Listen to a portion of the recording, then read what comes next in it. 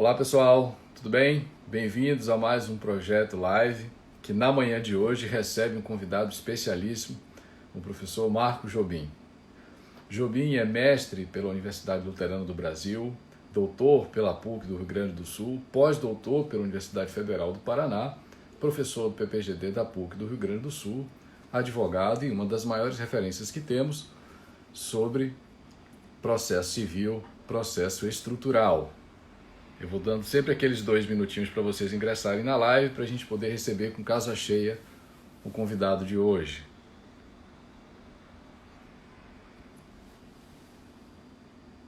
Muito obrigado. É mesmo uma live super aguardada. Lembrando que a live permanecerá disponível aqui no meu Instagram por 24 horas. Então, se você não puder nos acompanhar até o final, se chegou depois, terá a oportunidade de recuperar na íntegra as informações do professor Jobim pelo prazo de 24 horas. Vamos lá?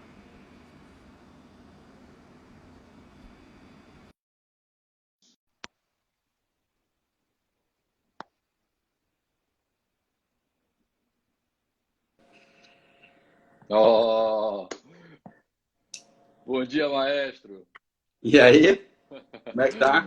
Tudo bem contigo? Tudo bem? Tava apresentando aqui o teu currículo e destacando a tua atuação aí no PPGD da PUC.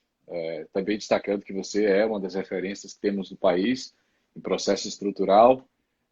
Faltou ainda informar que o tema da nossa live, e aí vamos tratar das medidas estruturantes. Aliás, que foi tema da sua tese de doutorado. Eu tenho ela aqui, né?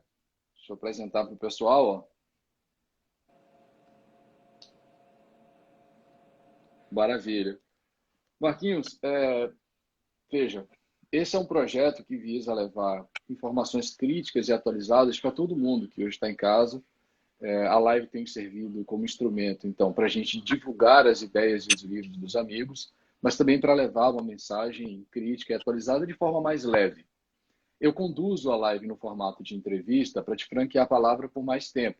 Então, eu farei aqui 5, 6 perguntas, mas o espaço é todo seu, você é a estrela da live, é uma honra tê-lo conosco aqui nesse projeto. Obrigado, muito agradecido ao professor Marcelo Ribeiro, meu querido amigo, né, que ao longo dos últimos anos tem mantido um grande diálogo aí com a PUC do Rio Grande do Sul, é nosso professor aqui, nosso palestrante, fez pós-doutorado aqui, né, com a supervisão do professor Ingo Sarlet, então, né, mais do que uma alegria poder estar aqui hoje participando dessa live, que eu tenho assistido algumas quando eu posso e vejo o compromisso do professor com as entrevistas, né? Porque uma coisa é chegar aqui e fazer meia dúzia de perguntas sobre um tema que o outro trabalhou e que o professor que está entrevistando conhece, ampassando o tema. Não, pelo que eu tenho visto, as lives do professor Marcelo Ribeiro, ele tem estudado profundamente cada uma das lives antes de fazer o trabalho. Então, né, eu só tenho aqui a parabenizar. Obrigado, amigo. Que eu demorei para aceitar. Na verdade, eu estou devendo um monte, né? Porque a quarentena nos faz pensar em outras coisas, né? Que a gente, enfim, fica esquecido pelas atividades presenciais intensas que a gente tem, né? E uma É delas é a verdade. família, né? A família conta muito nesse horário e eu tenho tentado nesses dias estar o mais perto possível dos meus filhos, da minha esposa e virtualmente dos meus irmãos e do meu pai e da minha mãe, para que a gente possa, enfim, curtir isso de uma forma, né, menos traumática possível. Mas, enfim, né, vou tentar fazer mais lives né, e quem sabe aí uma segunda entrando um pouco mais no tema, né? O Beck disse que agora que você fez a primeira live comigo aqui, que já há um precedente. Tem gente marcando live contigo até pro final do ano que vem. É só por intimação pública, né? Porque, na verdade, eu e o professor Marcelo, a gente já vinha conversando há um tempo e ele me pedindo uma data, me pedindo uma data, me pedindo uma data, e eu só me esquivando, né? Eu só fugindo, só fugindo. E aí eu inventei de entrar na live do professor Ingo na semana passada, e aí a intimação foi pública e que nem disse o professor Flávio, né? Aí não O tem como Flávio disse que o perder. comparecimento espontâneo já ia suprir, que não tinha jeito mais. o comparecimento espontâneo supriu a intimação, né? E assim, enfim. Então, obrigado, agradeço aos amigos que estão aí. Eu sei, mas, bom, Marco e Marcelo, né? A amizade nos dá né, essa possibilidade. Eu estou vendo que tem alguns amigos aí, Marcelo, que eles estão pura e simplesmente, né, para tentar captar uma foto para fazer um meme depois, tá? Eu vi que tem bandido aí. Ah, é? Eu vi que tem bandido aí. Mas, enfim, aos não bandidos, pelo que eu estou vendo aqui, né, meu muito bom dia também aos alunos de graduação, especialização, mestrado, doutorado, que eu estou vendo que também estão presentes, ao Beck, ao Léo, enfim, não sei quem é que está mais aqui, que eu só consigo ver entrando, né? Enfim, Tem gente que já nos acompanha aqui de Portugal, professor Luiz Madeira. Sua live já está internacional, meu amigo. O Atali, que é nosso doutor, né? Nosso possível doutorando, futuro doutorando, enfim. Legal. Olha, Marquinhos, eu já te faço aqui a primeira provocação. Eu li a tua tese, tu sabes disso. É uma preocupação que tenho para emprestar, inclusive, qualidade às perguntas que são formuladas a cada um dos convidados. E também é uma oportunidade que tenho de seguir aprendendo com os colegas, com os amigos. Eu li a tua tese, a gente já conversou sobre isso. Queria que você compartilhasse um pouquinho dessa tua experiência com os nossos seguidores ou com os nossos telespectadores, né? E aí já te faço uma primeira provocação e eu queria saber como é que foi pensada a tese, para você falar sobre as medidas estruturantes. Tá. Então, iniciando, né? Obrigado pela pergunta, porque eu acho que essa é uma pergunta importante quando a gente tem um público também de mestrandos e doutorandos que às vezes, né, ficam um pouco perdidos na escolha do tema e que precisam, então, às vezes, né, ouvir alguém que tenha defendido uma tese anterior e a história pela qual, né, acabou trilhando aquela escolha daquele problema, daquela hipótese, enfim. Né? Então, a história, como a gente tem uns 40, 45 minutos, não é só ela, obviamente, mas ela é, assim, interessante porque mostra os dramas que a gente passa num programa de pós-graduação, muitas vezes. E isso, então, deságua, então, naquilo que a gente veio a estudar e, posteriormente, a publicar esse livro aí, certo? Eu ingressei no meu doutorado em 2009 com uma tese totalmente diferente, Marcelo. Como eu tinha trabalhado na minha dissertação de mestrado o tempo do processo na Itália e no Brasil, eu quis alargar, né, o campo de pesquisa e trabalhar mais 3 países da Europa e as relações com o tempo do processo. O tempo do processo e o tempo no processo, que eu acho que é interessante, né, sempre fazer essa referência. E eu estou, né, em 2010, dando aula numa universidade aqui do Rio Grande do Sul e a gente convidou o professor Daniel Mitigeiro para uma aula magna. E eu fui buscar ele em casa e a gente estava indo para a universidade. E ele me questionou que eu estava pesquisando um doutorado. E eu falei, não, agora eu vou complementar os meus estudos sobre o tempo do processo e vou trabalhar agora com Espanha, com Inglaterra, enfim, com Portugal. E ele falou, não, Marco, esquece. Trabalha algo que tu não tenha trabalhado ainda no mestrado. Primeiro, tu tem o perigo de começar a ficar viciado naquela tua pesquisa anterior.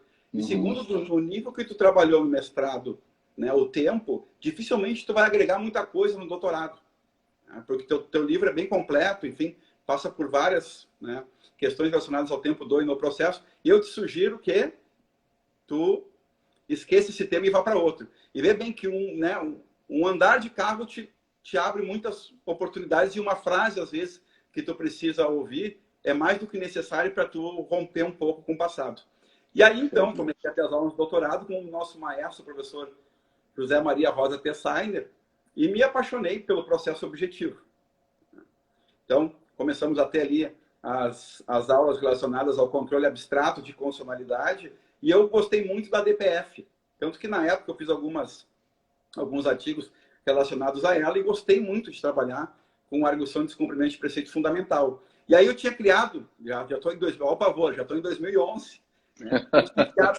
Tinha criado 2 teses, né? 2 teses ligadas à arguição de descumprimento de preceito fundamental. Uma, se ela poderia ser em tese algo que pudesse ser movido em face do preâmbulo da Constituição Federal, porque tinha uma discussão se o preâmbulo tinha força normativa ou não, que ainda existe. E uma segunda, trabalhar ela como sucedâneo de uma ação rescisória. Certo? Em 2012, as duas teses foram derrubadas. Olha o drama. Nossa. Entrei com uma. É um pesadelo para quem está escrevendo a tese e compromisso com a originalidade. Pensei em outra em 2000, pensei em duas ali por 2011, e no início de 2012 as duas são derrubadas. E aí, um professor, querido amigo, o professor Germano Schwartz, ele me liga em março de 2012, me convidando para algo que era irrecusável, que era o seguinte: eu fazer parte de um projeto para um programa de mestrado que possivelmente iria sair em 2013. Daí ele só pediu uma coisa para mim. Eu estava recém no segundo ano de doutorado, né? Tu tem que me entregar o diploma em dezembro desse ano, 2012. Você tinha que adiantar, sendo que praticamente começando do zero, porque... Isso, adiantar 1 ano e 3 meses a pesquisa, né? E aí eu fiquei naquela... Até ele já deu a resposta quando ele me convidou, né? Ele disse: olha, Marco, eu estou te oferecendo algo que é o sonho de qualquer pesquisador, que é dar aula no mestrado e doutorado. Existem mais pesquisadores do que mestrados e doutorados. Então, vou te dar algo que tu pode, eventualmente, né, conseguir ele na frente, ou tu pode nunca conseguir. Então, eu já vou te adiantando a pesquisa. E aí eu liguei para o Tessigner, né? Falei: professor, eu tenho que dar uma resposta para o professor Germano até hoje, mas ele me ofereceu tal coisa, né? Um emprego com 40 horas para o ano que vem começar a pesquisar na Universidade de La Salle e tal. E eu não tenho o que dizer. E o Tex, como a gente conhece muito o objetivo, falou: diz sim e vem para cá conversar, que nós vamos descobrir tua tese hoje. E tu vai fazer isso até novembro, vai entregar em dezembro. E aí, então, né, eu liguei para o professor Germano, disse sim, fui lá para a garagem do professor Tessai, né, e começamos a discutir. E ele perguntou: Marco, tu tem alguma ideia? E eu falei: olha, professor, eu li um cara esses dias, eu li um professor esses dias, que eu achei um professor muito, muito, muito progressista, né, para aquilo que a gente tem de processo civil hoje. Eu li um livro chamado Por um Novo Processo Civil, do professor Owen Fiss, que é externo professor de... E ele traz algumas ideias ali que eu não vi ainda serem, né, debatidas em nível de tese, de doutorado, aqui ainda no Brasil. E aí eu comecei a explicar para o professor Tessigner, né, o que eram as structural reforms e outras coisas mais. Ele achou muito interessante, né? Como sempre, né, o professor Tessigner, a primeira coisa, eu não concordo, mas não te tira a possibilidade de pesquisar, né? Então, a partir daí nasceu, então, né, na garagem da casa do professor Tessigner, assim, rapidamente, um tema que eu deveria começar a pesquisar do zero e defender até novembro, para que em dezembro eu tivesse o diploma, para que pudesse ser realizado a PCN, né, que é o documento de realização dos mestrados e doutorados aqui no Brasil, para CAPES, com o meu nome, mas tinha que ter o diploma. Então, assim nasceu, né, toda essa questão da escolha do meu doutorado, da minha tese, do meu tema de pesquisa. Fantástico, Marquinhos. Aí, muitas lições. A primeira é de que boas ideias às vezes ocorrem em momentos simples, como um caminhar, um andar de carro, uma conversa informal. Outra lição que eu tiro do seu relato é de que a generosidade sempre nos move, né? A compreensão, a generosidade, a empatia, porque ninguém se faz ou é sozinho na vida. Isso é fantástico. Eu acho que é uma das grandes lições que você gentilmente compartilha com todo mundo que está nos acompanhando. Isso é maravilhoso, vindo de alguém que no meio acadêmico está consagrado, como é o teu caso. Isso incentiva novos pesquisadores. Eu queria aproveitar o nosso espaço para já lhe fazer uma segunda provocação. Considerando o tema, né, das medidas estruturantes, e eu sei da tua preocupação com o histórico, de onde veio, como é que a gente vai adaptando, compreendendo isso. Há muitos alunos que nos acompanham, há muitos colegas, professores, pesquisadores, mas há também muitos alunos que nos acompanham aqui. E eu queria que você, eu sei que o tempo não é o ideal, mas queria que você já me desse aqui uma noção do que a gente pode compreender como medida estruturante, para a partir daí você poder desenvolver o histórico da sua pesquisa no doutorado. Tá. Assim, uma das frases que o professor Tessigner sempre disse, desde que começou a me orientar, foi a seguinte: o teu problema não vai ser escrever a tese. O teu problema é se a tese pegar. Porque se a tese pegar, tu não vai parar nunca mais, né, de falar sobre o tema. É a genialidade do professor Tessai, sempre foi. O problema não é escrever a tese. A tese eu sei que tu vai fazer. O problema é o seguinte, se pegar, tu vai passar o resto da vida palestrando sobre isso. Então, eu criei um modo próprio de tentar explicar, né, as medidas estruturantes que veio a partir de todo esse arcabouço histórico que eu trabalhei no capítulo 1º, né, da tese, que é uma sequência de casos, até que se chegue aos anos 50 do ano passado, no caso, medidas, né, que eu chamei.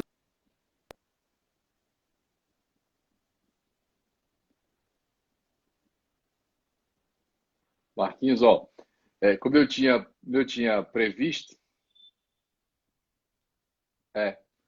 acho que é o fone que não tá. Você me ouve bem? Não? Só um minuto.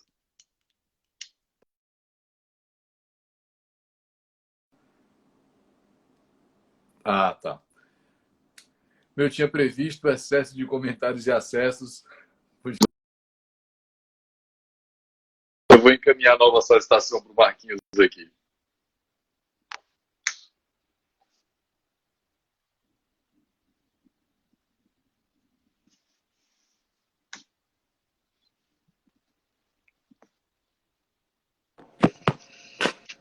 Oi. Aí, voltamos. Não disse que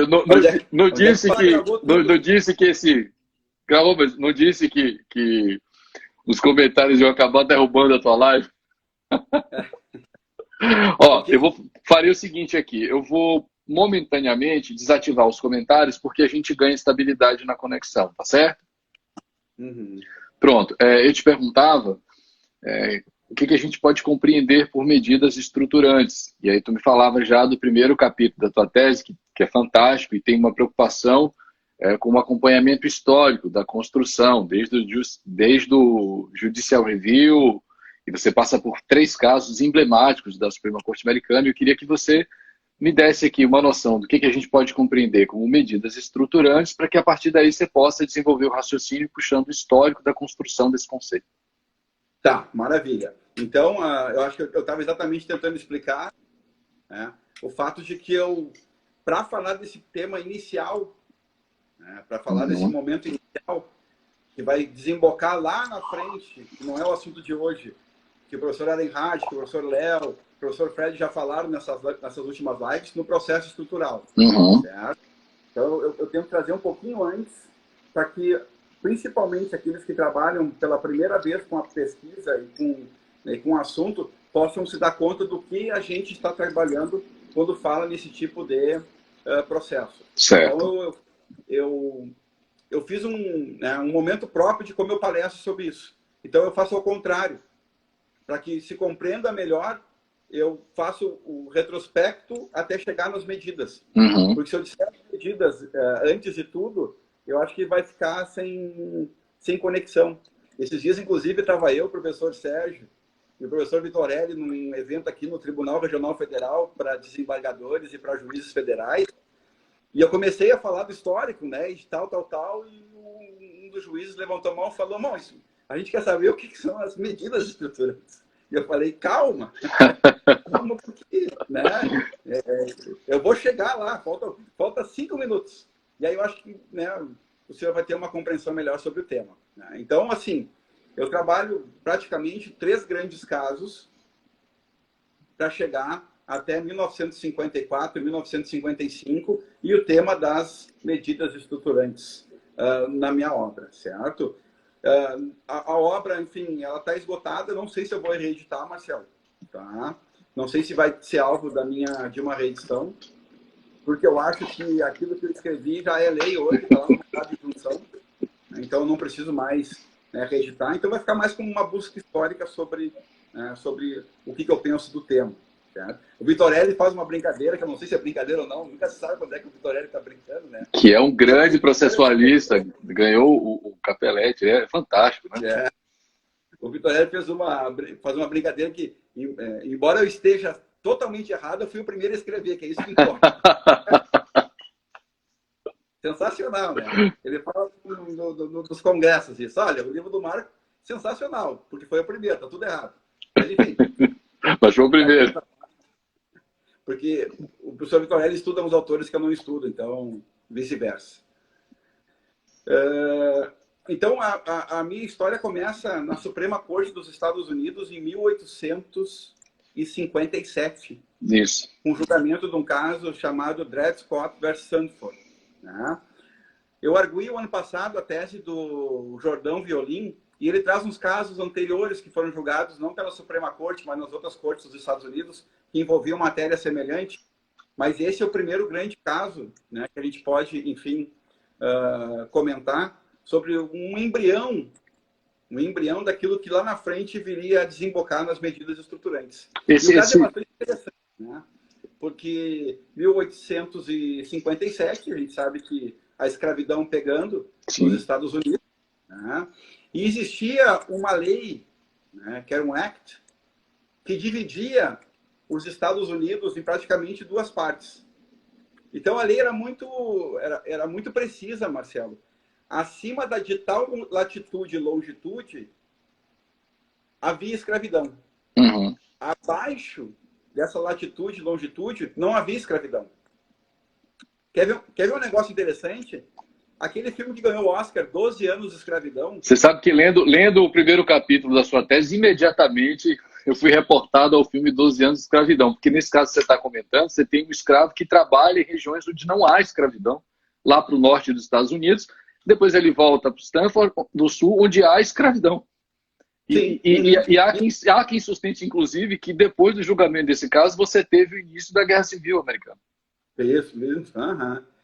Esse caso dos 12 anos de escravidão era a realidade da época. Exato. A pessoa ia de um estado para o outro e era considerada escravo ou não. Ele era um baita do empresário, ele era um músico respeitado, ele era um cirurgião num estado em que a escravidão não mais existia, e ia para o outro e acontece o que aconteceu no filme. Exato. Né? Ele era escravo e não tinha conversa. Então existia esse act que dividia em latitudes e longitudes a escravidão. E o Dred Scott era um escravo da família Sandford. E como o Sandford era um médico, ele viajava muito. Ele viajava, né, para os estados que não tinha mais escravidão e voltava para os estados onde tinha escravidão, onde ele tinha sua residência, que era numa fazenda, enfim. E o Dred Scott se deu conta. Boa, pai, só um pouquinho. Se eu andei por estados em que a escravidão não era mais permitida, eu provavelmente não sou mais escravo. E com esse pensamento ele provoca o Poder Judiciário. E não preciso nem dizer da surra que tomou. Né? Em 1857, esse caso, então, chega à Suprema Corte dos Estados Unidos e é, então, julgado à unanimidade, né? Aquilo que vem a ser, talvez, o que alguns doutrinadores chamam da pior decisão da história da Suprema Corte até então. A pior decisão de jurisdição constitucional da história. Eu não acho, tá? Eu acho que tem que ver na época como foi dado os casos. Eu acho ela uma decisão ruim, podia ter sido dada de outra forma, não da forma como foi dada, mas, enfim, né? O mérito em si é antipático.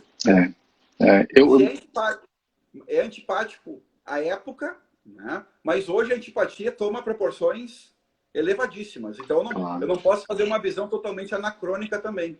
Você faz uma referência, se eu não me engano, ao Tarufo. O Tarufo diz, espera aí, você precisa ter o contexto histórico, em que momento aquela decisão foi proferida, né? Tem vários historiadores que trabalham com uma péssima decisão e tem alguns historiadores que trabalham, olha, foi a decisão que à época, né, podia ser tomada. De repente, com uma ou outra ressalva, mas enfim, a gente tem que lembrar que é 1857. Exato. E a Suprema Corte toma, então, a posição de que Dred Scott, sendo negro, ele não poderia ter acesso aos tribunais porque ele não era considerado como um ser humano, ele era uma mercadoria, ele era uma coisa. Né? Então, gera antipatia, gera frustração, gera. Hoje, muito mais do que a época. Porque a época era dividida, né? Pelo menos metade. A metade norte achava que estava legal e a metade sul achava que não estava. Veja bem, essa decisão, né, tomada pela Suprema Corte em 1857 para alguns historiadores, foi o grande estopim da Guerra da Secessão, ou da Guerra Civil Americana, que começou ali 4 anos depois. Certo? E que teve como pano de fundo que essa divisão entre escravidão e não escravidão. Né? Então, né, todo esse contexto histórico ele é narrado no livro, né, por períodos históricos, aí demonstrando, né, que durante a Guerra da Secessão, Abraham Lincoln, então, em 1963, proclama o ato da emancipação. E em 1965, então, a 13ª emenda abole de vez a escravidão. Tudo isso nesses anos que se seguiram depois de Dred Scott. Né? Mas aí a gente tem que fazer uma grande pergunta. O que gerou, ou em quem gerou frustração, o fato de ocorrer em 1963 o ato de emancipação e em 1865 a abolição pela 13ª emenda. Né? Causou, né, frustração em muitos estados, principalmente os estados do sul dos Estados Unidos. Certo. Porque tinha uma economia mais agrícola e não tão industrial como era nos estados do norte. Então, os estados do sul dos Estados Unidos, porque dependiam muito da mão de obra escrava, né, eles então entendiam que aquela tinha sido algo que não poderia ter acontecido e começaram, né, para poder driblar o ato da declaração da abolição da escravidão, criar leis próprias driblando esses atos. Tá? Então, essa história do caso Dred Scott versus Sandford, que chega, então, até esse ápice, que são alguns estados, principalmente do sul dos Estados Unidos, criando atos, né, de separação de negros e brancos, né, dentro de seus estados. Mesmo naquele contexto que são separados, mas iguais. Isso, né? Que vai gerar o segundo caso. Perfeito. Ferguson já é o caso do vagão, né? Que você descreve, você descreve muito bem. E tem uma frase que eu acho fantástica, dentre tantas outras, na sua tese, de um indivíduo que você vai relatar no segundo caso, que diz: eu quero testar a constitucionalidade desse ato. Mesmo arcando com as consequências, a possibilidade de multa e de prisão, eu quero arcar com a constitucionalidade desse ato. Mas eu queria que você relatasse já esse segundo caso, que é fantástico também. Perfeito. Então, o que a gente tem, né? A gente chega a esse momento histórico em que os estados do sul dos Estados Unidos, em especial eles, começam a criar acts de separação entre negros e brancos. Certo? Uma dessas leis é o Louisiana Separate Car Act, que existia para os vagões de trem de Louisiana. Né? O que a lei dizia? Né? Ora, brancos e negros devem ser separados em vagões de trem, desde que o vagão de trem de branco seja igual ao vagão de trem de negro, que era a doutrina dos separados mas iguais, do separate but equal. Né? Bom, se existiam essas leis em determinados estados relacionadas, então, à separação entre brancos e negros, desde que estivessem em condições de igualdade, né, alguns, principalmente, né, aqueles movimentos negros mais ligados aos movimentos ativistas, né, já começavam a questionar: não, mas isso é inconstitucional, porque a 13ª emenda, né, aboliu a escravidão. Como é que a gente vai, né, poder, em 1890, no final dos 1800, com a 13ª emenda da Constituição de 1865, como é que a gente vai poder conviver com essas desigualdades sociais? E aí desses heróis que a gente não conhece, a gente conhece muito bem os heróis anônimos da história, né? A gente conhece muito bem o pessoal das lives. A gente conhece muito bem quem não tem que conhecer e desconhece quem a gente deveria conhecer. Mesmo o Dred Scott foi um herói nessa época.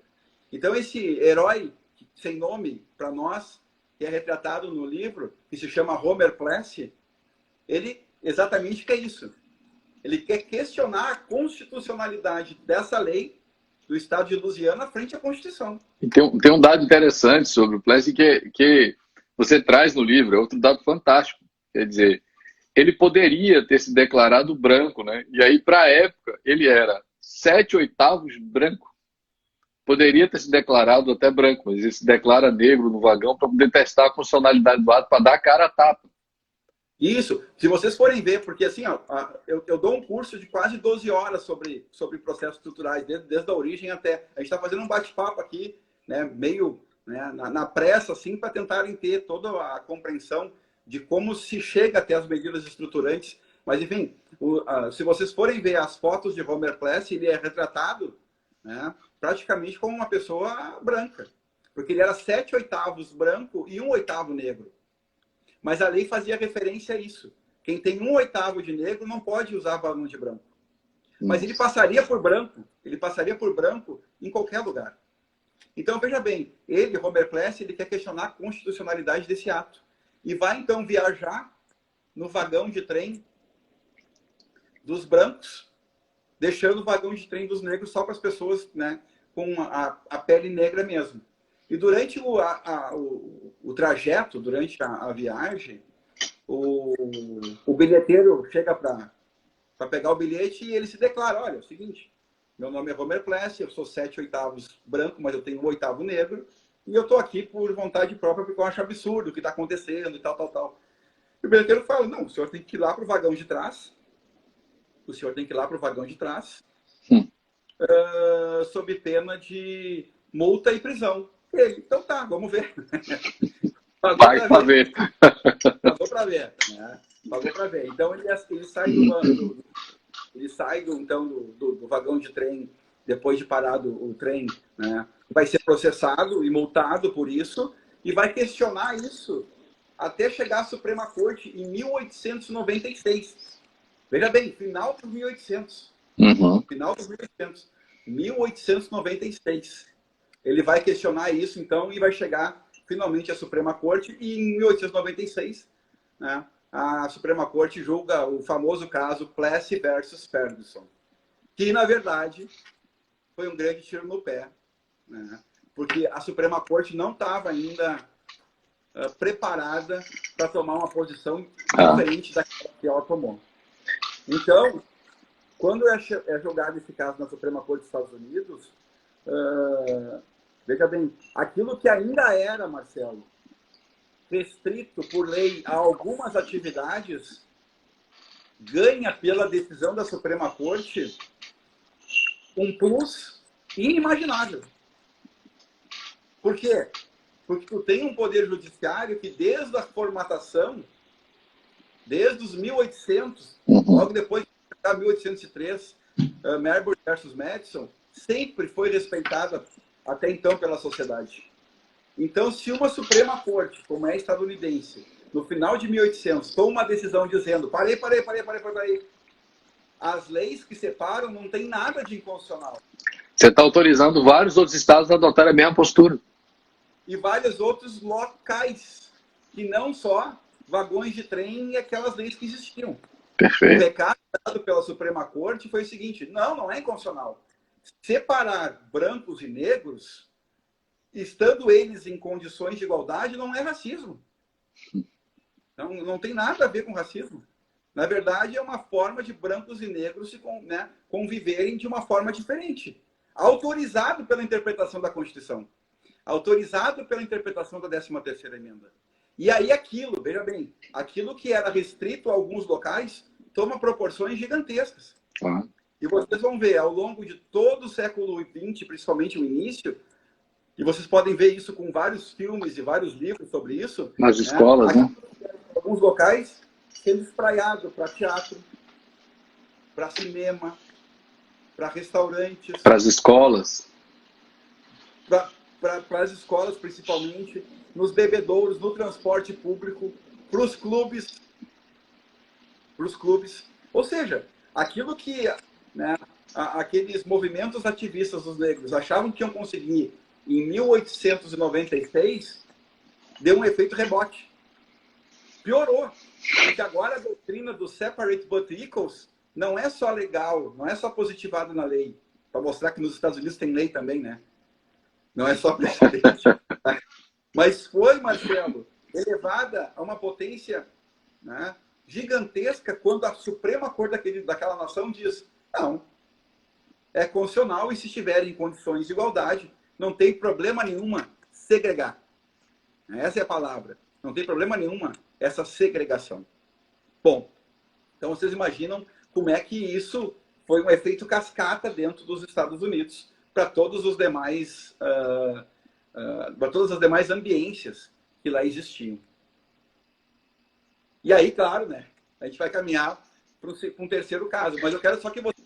Né, é bom ver a evolução, né? Em Claro. 1957, então, não haveria acesso a negro.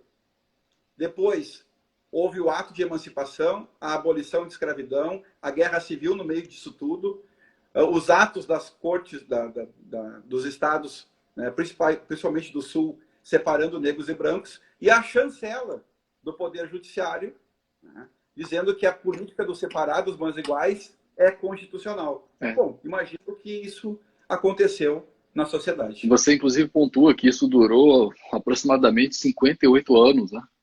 Essa política, 58 anos. Que vai acabar sendo superada, a gente vai ver um pouco mais à frente agora, com o terceiro caso que você também traz, de forma muito didática. Tem uma curiosidade, uma crítica que eu acho que você propositadamente inseriu ao descrever esse segundo caso. Você diz, separados, mas iguais. Então, no vagão específico, só pessoas brancas podiam sentar e seguir. Mas as babás negras que cuidavam dos filhos dos brancos poderiam ficar lá no vagão. Sim. Então faz uma crítica com um pouco de ironia ali que eu acho sensacional. Essa precisão aí é impressionante. Né? Se for para auxiliar, você flexibiliza, pero não mútil, né? Porque ali tu tá na condição de escrava. Uhum. Tu tá na posição de escrava. Não está sentando porque pagou o bilhete para estar em condição de igualdade. Né? Sim, você se apresenta ali, mas numa condição de escravo, de submissa, para cumprir ordens. Isso. Ver como é que a sociedade era doente, né? Mas, enfim, né? Isso é em 1800. Né? A gente está em 2020 fazendo uma live pelo Instagram, pelo Instagram. Uma coisa também que tu disse que eu acho fantástico, né? Essa decisão do Suprema Corte potencializou essa forma de racismo, dizendo que aquilo seria constitucional, possível, estava permitido. E aí você potencializa isso para diversos outros setores, como você disse muito bem, vai do bebedouro, do teatro, nas escolas a gente vê muito isso, em vários filmes americanos retratam isso. E essa segregação nas escolas vai render já o comentário do terceiro caso, que você pontua muito bem na tua tese. Eu queria que você tratasse desse terceiro caso aí para a gente. Perfeito. A gente tem que averiguar sempre o que está acontecendo na história, né? Claro. Final dos 1800, início dos 1900, os negros estão cada vez mais organizados, né? Para a busca dos seus direitos. Né? Esses movimentos ativistas estão cada vez mais organizados em busca de direitos que lhes são assegurados, né? Tanto na Constituição como nesses acts, em algum desses acts. Enfim, então, os negros começam a ganhar um espaço que até então não tinham. Né? Eles começam a se sobrepor no esporte, na música, na guerra, na música. O jazz passa a ser, o soul, quer dizer, passa a ser uma das músicas mais escutadas dentro dos Estados Unidos. Enfim, tudo isso vai gerando, né, o fortalecimento a essas organizações e principalmente a NAACP, que é a Associação Nacional dos Negros, né? Que existe uma figura aí que não pode ser esquecida, cujo advogado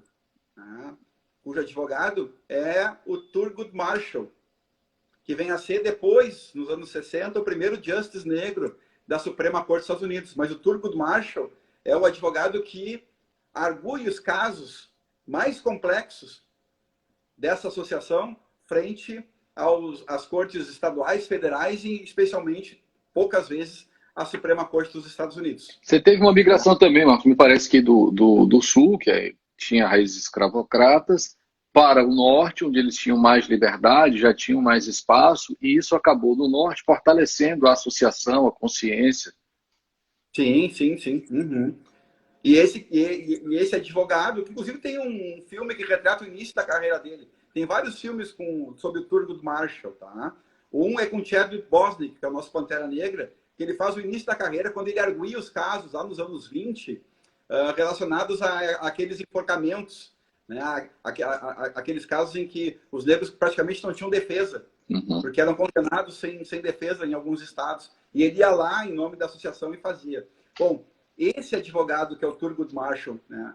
Ele é contratado, então, para fazer a arguição desse caso que chega à Suprema Corte para ser julgado em 1954, que se chama Brown versus Board of Education of Topeka, que é, na verdade, o caso que vai gerar grande parte dos debates que a gente conhece sobre o que a gente entende ser hoje o que é processo estrutural.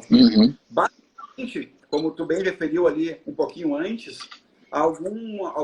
alguns desses momentos de separados mas iguais se consolidou dentro das escolas públicas, né? Não só em teatro, não só em cinema, não só em transporte público, mas dentro da escola pública ela se transformou em algo que realmente trazia certo desconforto geral para muitas pessoas.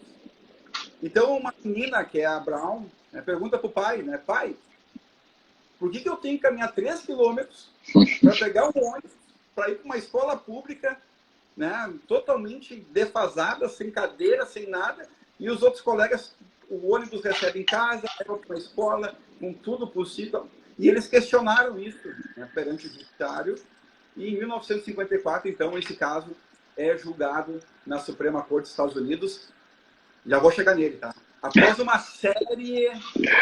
Não sei quanto tempo a gente tem, mas temos pelo menos mais 13 minutos.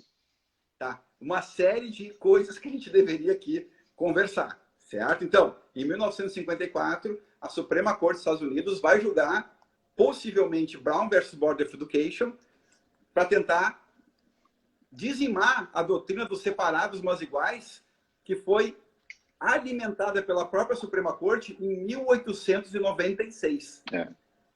58 anos depois, certo? Então, a gente vai ter esse julgamento do caso Brown, né, da seguinte forma, Marcelo. Tem um outro nome que a gente tem que colocar aqui na equação. É uma equação, tá? É uma equação. Esse outro nome se chama Earl Warren, tá? Que é o Chief Justice Warren, que cuidou da presidência da Suprema Corte entre 1953 a 1969. Esse cara era um político de natureza. Esse cara era governador do estado da Califórnia. Esse cara, Marcelo, poderia ter sido o presidente da República, mas combinou com o presidente, né, de desistir da eleição, e se o presidente que, em prol do que ele desistiu, fosse eventualmente eleito, ele teria a chance de ir para a Suprema Corte como Chief Justice. E foi o que aconteceu. Tu coloca um político dentro da Suprema Corte sem conhecimento jurídico quase nenhum. Tanto é que ele era, né, alvo de piada dos outros justices, que ele não tinha conhecimento político, mas ele tinha conhecimento de costurar decisões. Sem comparações aqui, viu, Beck? Pelo amor de Deus. Né? Eu não sei quem comparou com quem. Ah, dessa Deus. Não, o Beck é bravo, né? O cara vai fazer coisa que a gente não pode falar. Eu ia estar perguntando aqui quando é a segunda live. A segunda... Não, vai acabar, né? Então, veja bem, esse cara, o Chief Justice Warren, ele precisa desse caso para a vida dele. Mas ele precisa que esse caso seja 9-0. Ele precisa que a Suprema Corte dê uma orientação tão forte quanto aquela que ela deu em 1896. Que foi por unanimidade. Separados, mas iguais, era constitucional. Ele precisava de 9-0, pessoal, 9-0, porque na Suprema Corte dos Estados Unidos são 9 justices, né? São 9, não 11 como aqui. Mas, enfim, ele precisava costurar uma decisão de 9-0. Não podia ser 5-4. Não, como assim? 4 acham que ainda é constitucional em 1950 essa separados, mas iguais? Não. Então, todo esse entremeio que existe do julgamento do caso permeado. Marquinhos, deixa eu te passar um recado aqui. A Sabrina também pede outra live. O Rafael está dizendo que tem que ser igual a trilogia do Poderoso Chefão. 3 lives, baita tempo. Tá, olha só. Então, o Chief Justice Warren, ele costura, né, uma decisão de 9-0 para que a Suprema Corte dissesse, da mesma forma como ela disse no passado, que aquilo que havia dito no passado era errado. Uhum. Aquilo que ela tinha dito em 1896 não poderia mais ser uma realidade em 1854. E não foi fácil. Não foi fácil. Por isso que já vamos chegar num epicentro aqui bastante interessante da história das medidas estruturantes. Por isso que Brown 1, julgado em 1954, é uma decisão mais declaratória. E Brown 2, que foi a rearguição em 1955, é uma decisão mais estrutural. Uhum.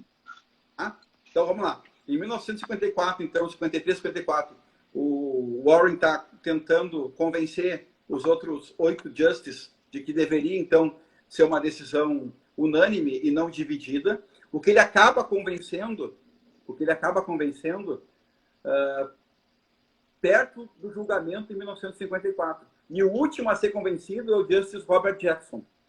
E depois agora tem um livro dele que é The Unpublished Opinion of the Case Brown versus Board of Education. Na opinião pública sobre o caso. Ele não queria ir daquela forma. Principalmente por uma coisa que agora quem gosta de precedentes vai cair da cadeira. Principalmente por uma única razão. Porque de 1896 a 1957, a Suprema Corte confirmou 7 vezes o caso Plessy. 7 vezes. Esse é o nosso precedente. Olha só. Olha o que é de traumático o rompimento com precedente. Esse é o nosso precedente. Esse seria o leading case aí das medidas estruturantes. Olha só. Então, olha só, durante quase 50 anos, eles confirmam, eles adentram os anos 20, o século 20, confirmando que separados, mas iguais, é constitucional. E aí chega em 1954, já não tem mais como. E eles vão ter que, então, costurar essa decisão em que o Jackson fala o seguinte: eu vou contigo. Olha só, eu vou contigo. Mas tu tem que dar um tempo para a sociedade entender. Senão, não tem como. Porque só julgar, eu não tenho como. Então, essa costura é feita exatamente da diferença do Brown 1 para o Brown 2. Olha, é o seguinte, eu vou dar um tempo para a sociedade. Vamos julgar, vamos. 9-0. Separate but equal é inconstitucional. As escolas públicas têm que ser dessegregadas. Brancos e negros têm que conviver. Eu nem estou falando aqui que era separados, mas não iguais. Separados, mas desiguais. Nem estou entrando nisso ainda. Estou falando só no mérito. Né? No mérito é o seguinte: não dá. Isso aqui é inconstitucional. Certo? E aí, então, o voto diz assim, olha a inteligência do voto, do que eles criaram em 1954. Olha, a Suprema Corte dizendo para a nação: eu sei que eu vou causar trauma. Então, daqui a 1 ano, eu vou rearguir o caso Brown para saber como é que as coisas estão indo. Se por um acaso não estão fazendo conforme a gente declarou aqui, a gente vai ter que tomar medidas excepcionais.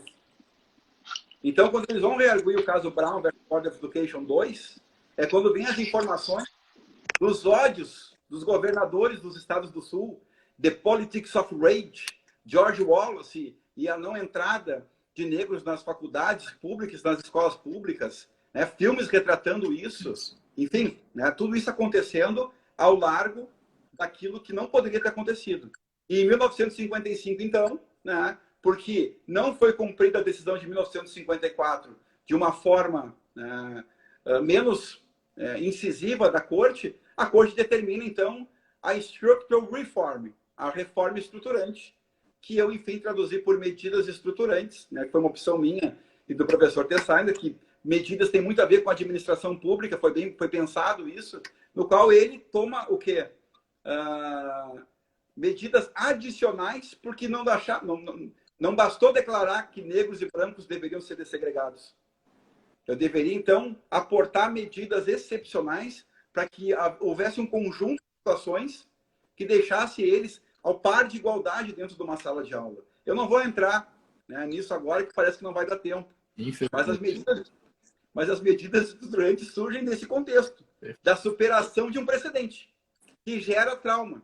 Você coloca, inclusive, muito bem que as relações sociais e políticas, elas não mudam porque tu tens uma decisão judicial informando que o caminho é para a direita, para a esquerda, para cima, enfim. E, inclusive, destaca que, nesse caso, o judiciário acompanhou a implementação, né, dos atos necessários para você superar essa cultura dos segregados mais iguais, que é outro ponto também fantástico da sua tese, Marco. Eu fico muito feliz de ter lido esse trabalho, aprendi demais com ele.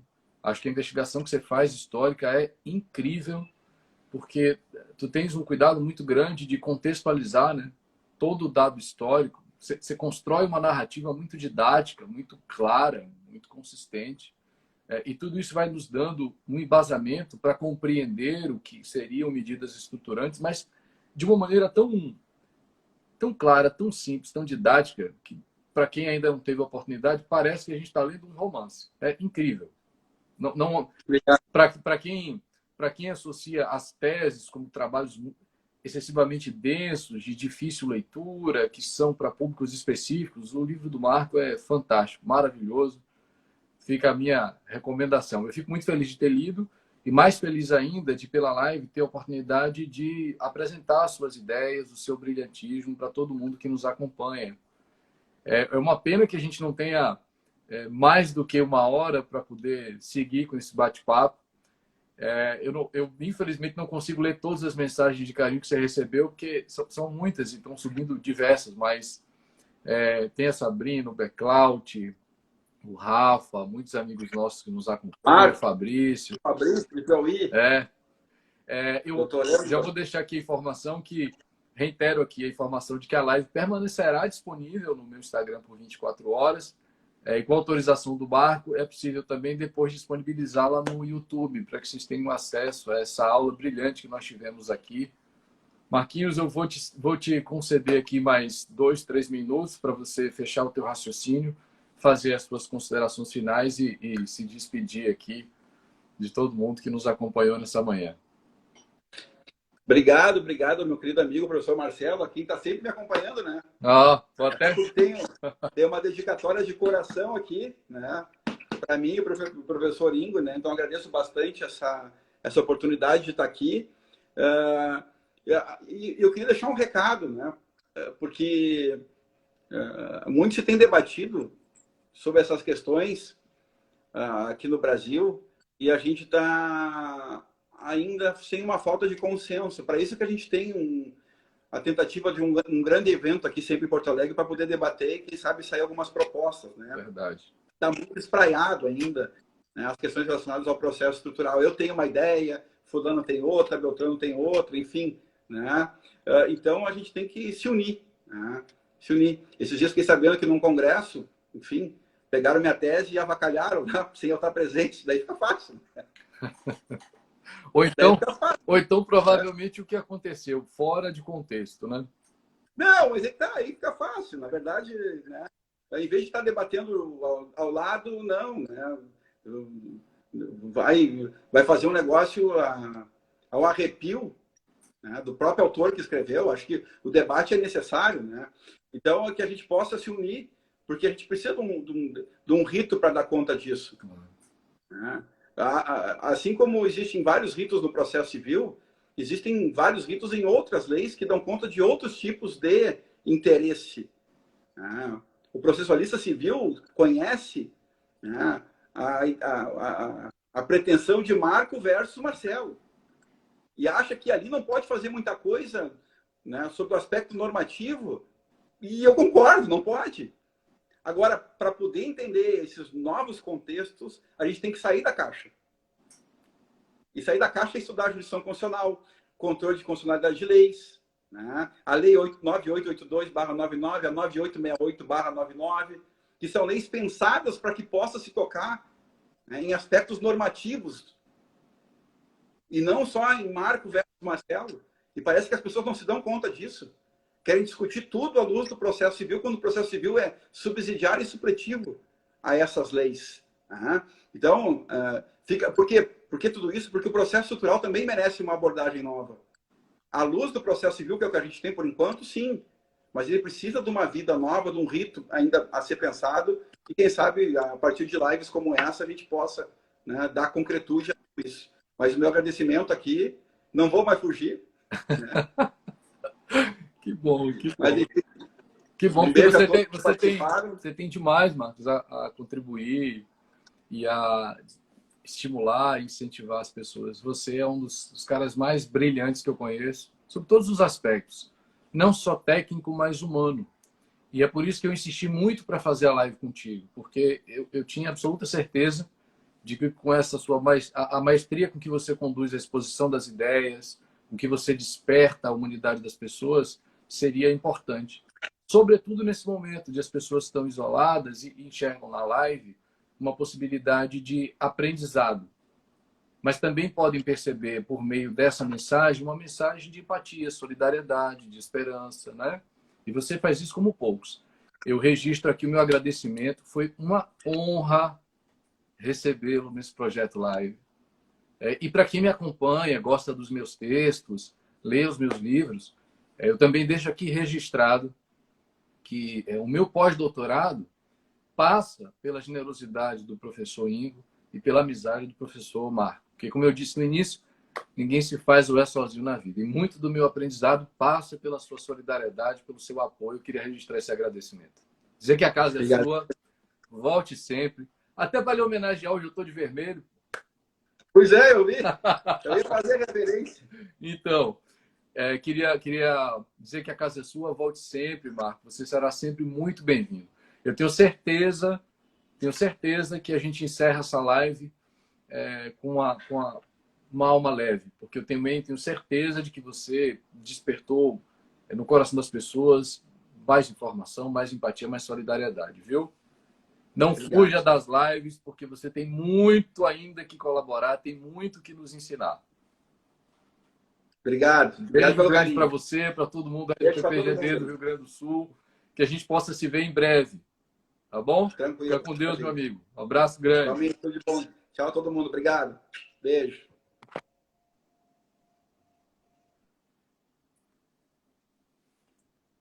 Meus amigos, encerramos a live de hoje. Tenho certeza que vocês aprenderam bastante. Foi uma live incrível com o professor Marco Jobim. Lembrando, mais uma vez, que a live permanecerá disponível no meu Instagram por 24 horas e que logo, logo ela sobe para o meu canal do YouTube, para que vocês tenham acesso na íntegra às lições brilhantes apresentadas nesta manhã. Um beijo para quem nos acompanhou. Lembrando que amanhã, no Projeto Live, eu recebo agora o professor Lênio Streck e vamos tratar da crítica hermenêutica do direito. São todos sempre muito bem-vindos. Um abraço, fiquem com Deus. A gente se vê.